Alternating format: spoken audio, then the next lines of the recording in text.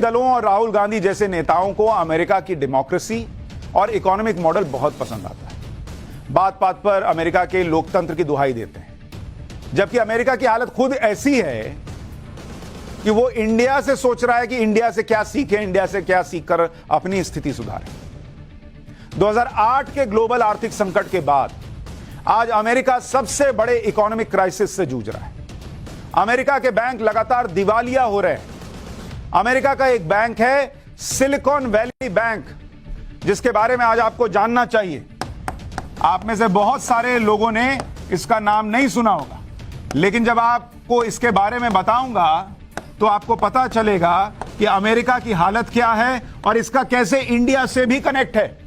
कैसे 1 लाख से ज्यादा नौकरियां दांव पे लग गई हैं इस बैंक के बर्बाद होने पर, और क्यों बर्बाद हुआ, और कैसे इंडिया में बैंकों की स्थिति बेहतर हुई। यह बैंक अमेरिका के कैलिफोर्निया में है और यह बैंक 3 दिन के अंदर दिवालिया हो गया। 3 दिन, मात्र 3 दिन के अंदर। अब यह 3 दिन में कैसे हुआ यह आपको डिटेल में बताऊंगा, लेकिन इस बैंक के दिवालिया होने के लिए हिंडनबर्ग जैसी कोई टूल किट की भी जरूरत नहीं पड़ी। पहले आपको सिलिकॉन वैली बैंक का 7 मार्च का एक ट्वीट दिखाता हूं। 7 मार्च, दिवालिया होने से 3 दिन पहले यह क्या ट्वीट कर रहा है भाई? Proud to be on Forbes annual ranking of America's best banks for the 5th straight year and to have also been named to the publication's inaugural financial all-stars list। यानी फोर्ब्स मैगजीन द्वारा जारी America के best bank की ranking में लगातार 5वें साल शामिल होना हमारे लिए गर्व की बात है। साथ ही फोर्ब्स की inaugural financial all stars list में शामिल होना भी गर्व का विषय है। यह ट्वीट 7 मार्च को सिलिकॉन वैली बैंक ने किया और 10 मार्च तक अमेरिका का यह 16वां सबसे बड़ा बैंक बर्बाद हो गया।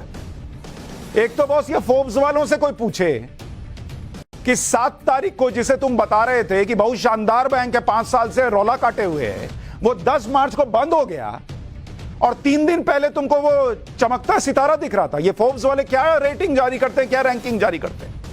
ये रैंकिंग है। 7 तारीख को जिसको चीता बता रहे हो वो 10 तारीख को चूहा निकला। और ये फोर्ब्स की रैंकिंग दिखा दिखा के क्या क्या ना कमाल होते हैं और क्या क्या ना चर्चा होती है। लेकिन अमेरिका का सिलिकॉन वैली बैंक किस तरह से बर्बाद हुआ, आपको यह भी जानना चाहिए।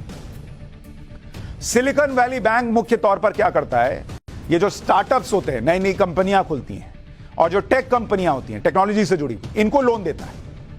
2021 में सिलिकॉन वैली बैंक ने दावा किया था कि उसने अमेरिका के 50% जो टेक स्टार्टअप थे उनको लोन दिया था कि लीजिए अपना बिजनेस चलाइए, शुरू की। 2022 में सिलिकॉन वैली बैंक के पास $209 बिलियन यानी 17 लाख करोड़ रुपए से ज्यादा की संपत्ति थी। 2022 में सिलिकॉन वैली बैंक के पास $175 बिलियन यानी 14 लाख करोड़ रुपए से ज्यादा जमा राशि थी। इतना पैसा उसके बैंक अकाउंट में, जो बैंक में जमा था। अब आप कहेंगे बॉस, जिसके पास 14 लाख करोड़ था वो बर्बाद कैसे हो गया? यही तो आज आपको सुनना चाहिए और पता चलेगा कि फिर इंडिया में आपका पैसा कैसे सुरक्षित है। इस 14 लाख करोड़ में से 89% से ज्यादा की रकम इंश्योर्ड नहीं थी। शादी.com ने 65 करोड़ से ज्यादा की फंडिंग ली हुई है। कारवाले.com ने 73 करोड़ रुपए की फंडिंग ली है। अनंत तारा सॉल्यूशंस ने 106 करोड़ रुपए की फंडिंग ली है। गेम्स टू विन मीडिया ने भी 106 करोड़ रुपए की फंडिंग ली है।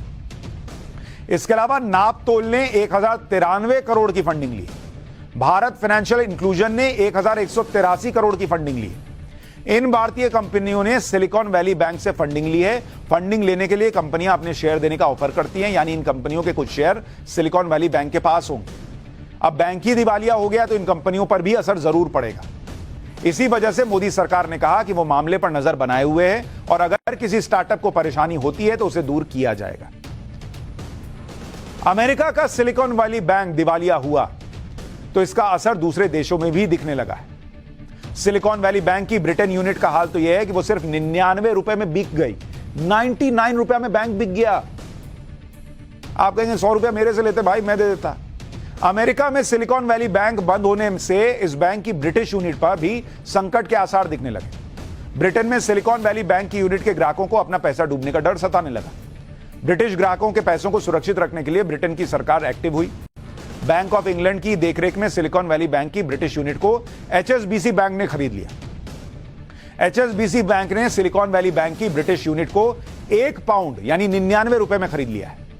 ब्रिटिश वित्त मंत्री जेरेमी हंट ने कहा कि इस सौदे से ग्राहकों का पैसा सुरक्षित रहेगा और बैंक सामान्य तौर पर काम करता रहेगा। अमेरिका में 10 बैंक इसी तरह से बंद हो चुके हैं, दिवालिया हो चुके हैं। और ये कोई छोटे मोटे बैंक नहीं है, इनमें से कई बड़े बैंक हैं। और राहुल गांधी विपक्ष के नेता, इनको अमेरिका, ब्रिटेन, इनमें स्कोप नजर आता है।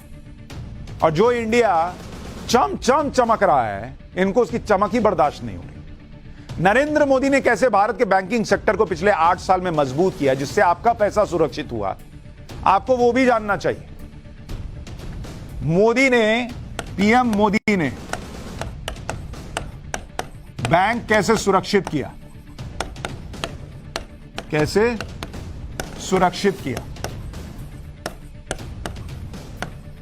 आज आपको यह भी सुनना चाहिए। जो एनपीएस है, नॉन परफॉर्मिंग एसेट्स, वो 6 साल में सबसे कम स्तर पर आ गए। मात्र आज की डेट में 7.6% एनपीएस है, सबसे कम। 7 साल में 5.5 लाख करोड़ की रिकवरी हुई है एनपीएस की। ये 7 साल का बता रहा हूं। बैंक का capital to risk weighted asset ratio, CRAR कहते हैं, ये बेहतर हुआ है और ये 14.6% पर पहुंच गया है। मार्च 2022 तक का आंकड़ा है। ये CRAR एक ऐसा रेशियो है जिससे पता चलता है कि जो अमाउंट बैंक में है वो कितनी सेफ है। बैंकों को 5 करोड़ रुपए से ज्यादा के लोन की जानकारी आरबीआई को देनी पड़ती है और आरबीआई इसकी निगरानी करता है। खाता धारकों के पैसे की सुरक्षा के लिए पहले इंश्योर्ड अमाउंट 1 लाख रुपए थी, उसे बढ़ाकर नरेंद्र मोदी सरकार ने 5 लाख रुपए किया गया। इसमें 98% खाता धारकों का पैसा सुरक्षित हो गया और एक तरह से बैंक भी सुरक्षित हो गया। 10 सरकारी बैंकों का विलय करके 4 बड़े बैंक बना दिए गए, जिससे बैंकिंग सेक्टर मजबूत हुआ, कोई खतरा न हो। और वो वाला दौर भी चला गया जो फोन पे लोन मिल जाता था। आज तो FATF ने कह दिया कि इंडिया से सीखना चाहिए। इंडिया में क्या क्या एक जमाने में होता था कि किसी नेता के कहने पे पेंटिंग जो है वो खरीद ली जाती थी महंगी, और लोन जो है वो दे दिया जाता था और इधर से उधर होता था। FATF कह रहा है ये हमारा उस वक्त का स्वर्णिम, सो कॉल्ड स्वर्णिम काल था। मोदी साथे राजस्थान।